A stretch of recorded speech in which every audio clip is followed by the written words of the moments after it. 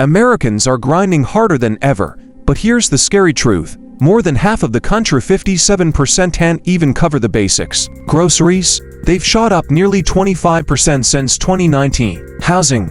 Out of reach for millions.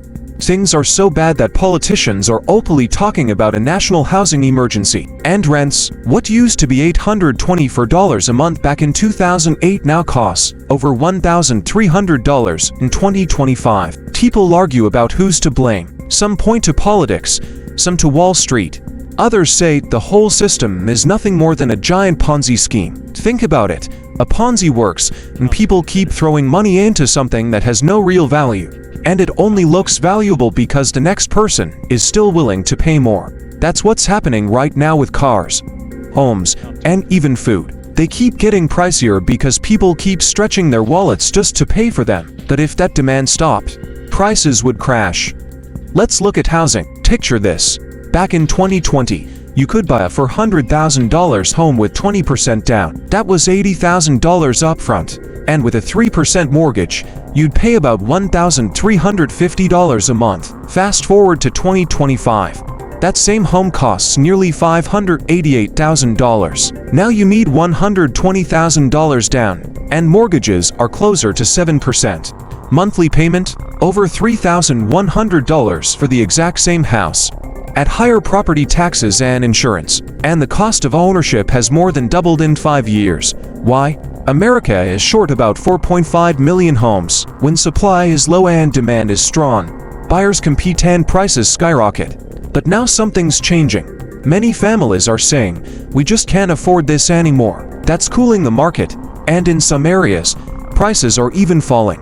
But there's another twist. Big money. Private equity firms now own 500,000 homes, and by 2030, they could control 40% of all rentals. That means fewer homes for regular buyers and even higher prices. Some states are already debating whether to ban this. Here's the danger. Even if prices drop 20%, they'd still be far above 2020 levels, and millions of homeowners would be underwater on their mortgages. That could trigger a ripple effect through the economy. Groceries tell a similar story. Officially, prices are up 25% since 2020.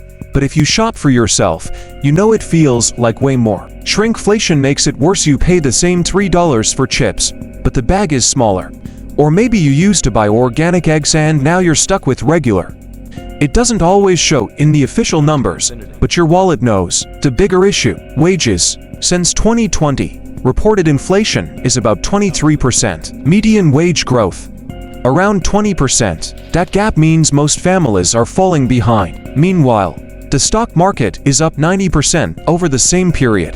Inflation is crushing consumers but rewarding investors.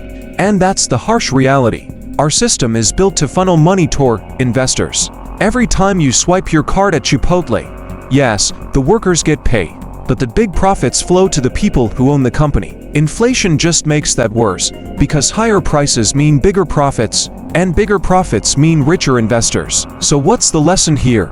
You can't just play the game as a consumer. If you want to get ahead, you need to step into the investor side of the table. That's how the wealthy protect themselves and how you can, too. It doesn't matter whether it's stocks, real estate, or something else. What matters is learning how money works and putting your dollars to work for you. Because here's the truth.